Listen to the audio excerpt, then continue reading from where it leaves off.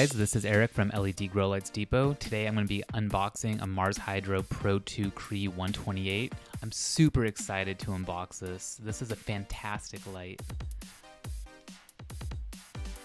Opening up the box, it looks like we have a few papers here. This looks like a warranty card. This is really important just in case something happens to your light.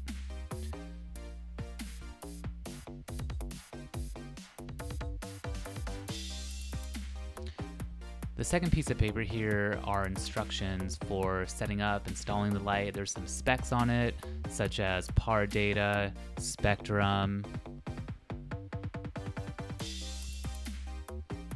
And then on the back, looks like some frequently asked questions, some grow tips, and some installation steps. All right, let's get to the meat and potatoes of this. Wow, really shiny. Looks like a solid fixture.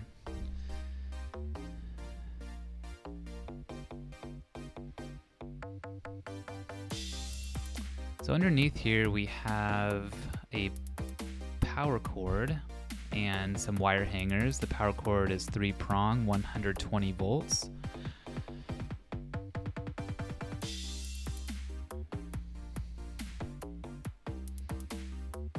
And I'm just going to take this out of the box and show you the light close up. One unique feature of the Pro 2 Cree series is the reflector cup. So inside this reflector cup are 4 LEDs. You're not going to see this with Mars Hydro's other lights or a lot of other LED grow lights on the market. I'm going to flip this around and show you the back. So there's 2 cooling fans that are going to draw air in and shoot the air out the sides. And also a grow and a bloom switch, which you can control independently. And then of course 4 sturdy points to attach the wire hangers. And then you can see this is where the fans blow the air out, and these are on every side. So you're going to get really good airflow inside for extremely efficient cooling.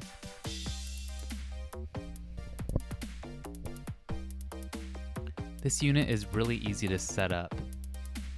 So I'm going to undo the wire hangers and attach them to each side. And then they're just going to meet in the middle, and then you could attach this to yo-yo hangers, for example, or any other type of ratchet hanger. And then as far as the cord, all you have to do is plug it in, and it holds pretty well, so you don't have to worry about it coming out.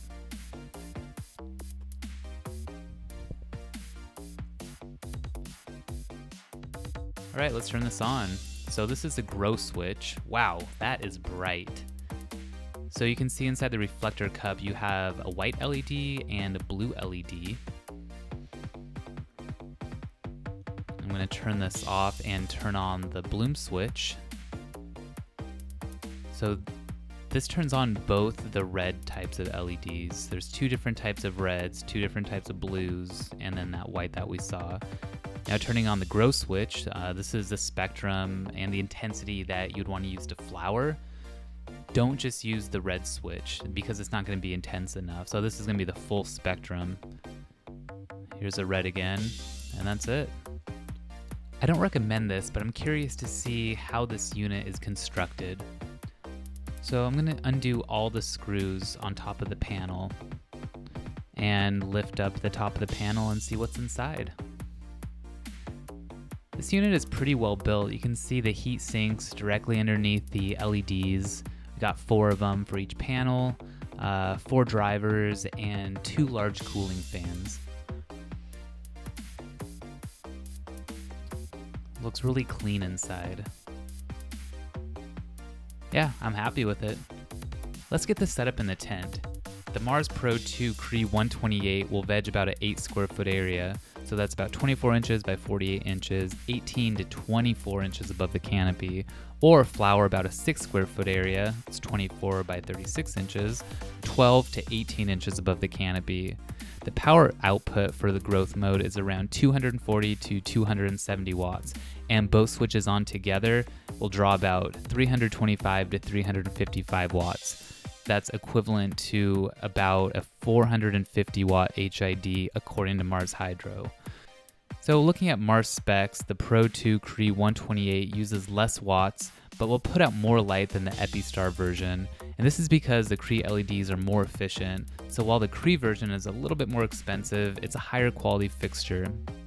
As far as the spectrum goes, there's a white LED, which we saw, and 2 blue LEDs and 2 types of red LEDs. The blue LEDs are around 435 nanometers and 460 nanometers, while the red LEDs are around 625 nanometers and 660 nanometers.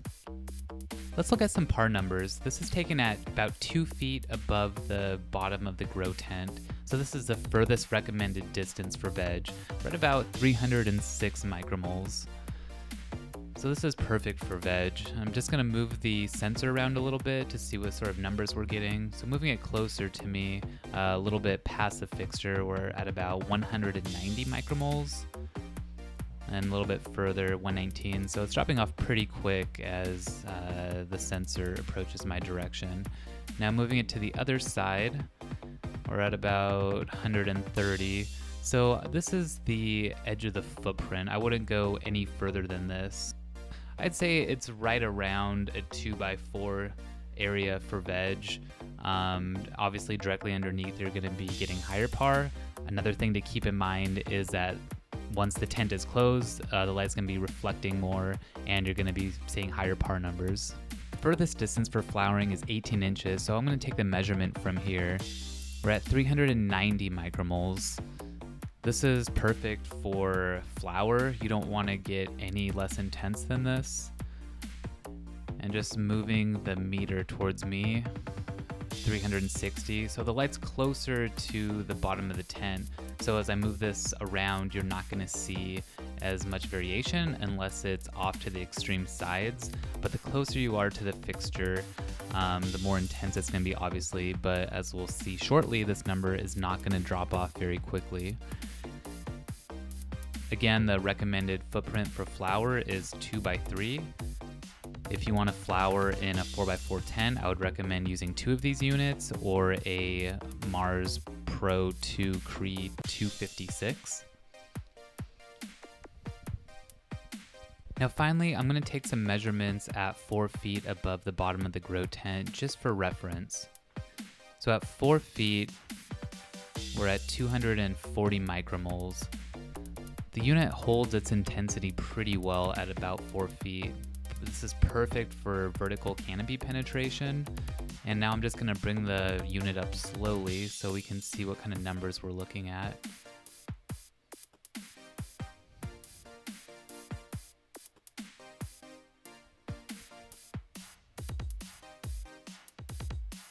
And then bringing it down, you can see we're about 3 feet, 2 feet from the bottom, 1 foot from the bottom, and finally to the ground.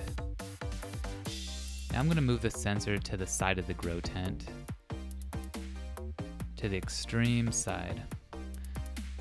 It's 186 micromoles, and then towards me, it's about the same.